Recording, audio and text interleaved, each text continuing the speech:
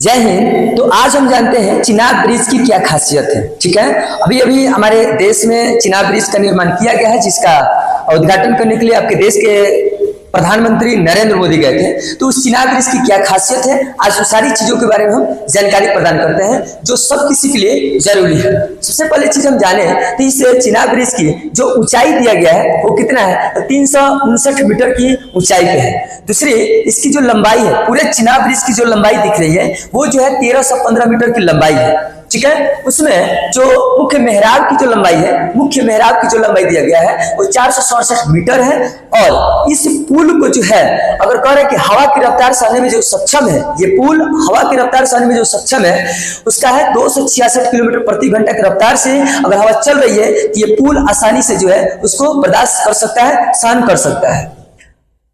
इसमें इस पुल को बनाने में 28,000 मीट्रिक टन से ज्यादा स्टील की जो है लागत हुई है और इसका जो कुल खर्च आया है 14,000 करोड़ से ज्यादा का लागत आया है।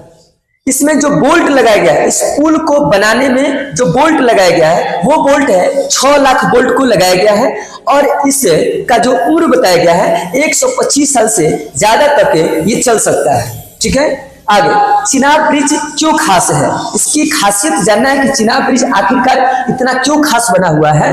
तो भारत के इंजीनियरिंग का लोहा लगाया गया है, भारत का जो भी इंजीनियरिंग है उसका लोहा चिनाब ब्रिज में लगाया गया है। दुनिया का सबसे ऊंचा रेलवे पुल, क्वेश्चन भी आ सकता है कि दुनिया का सबसे ऊंचा रेलवे पुल चिनाब पुल है। भारत का पहला केबल आधारित रेलवे पुल होगा। अगर क्वेश्चन आता है कि भारत का पहला केबल आधारित पुल कौन होगा, तो चिनाब रेलवे पुल होगा और 22 साल पुल बनाने में लगा है। इस चिनाब पुल को बनाने में जो कुल समय लगा है वो समय है 22 साल। ठीक है, आगे चिनाब ब्रिज के क्या फायदे हो सकते हैं, तो कटरा श्रीनगर का सफर सिर्फ 3 घंटे में होगा। कटरा और श्रीनगर का जो सफर है सिर्फ 3 घंटे में होगा।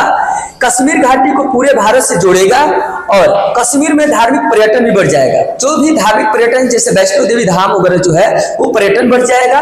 कार्गो टर्मिनल से व्यापार बढ़ेगा, राष्ट्रीय सुरक्षा को मजबूती मिलेगी और एलओसी और एलएसी तक सैन्य पहुंच तेज होगी, यानी हमारे जो सैनिक हैं वो और आसानी से तेजी से पहुंच सकते हैं।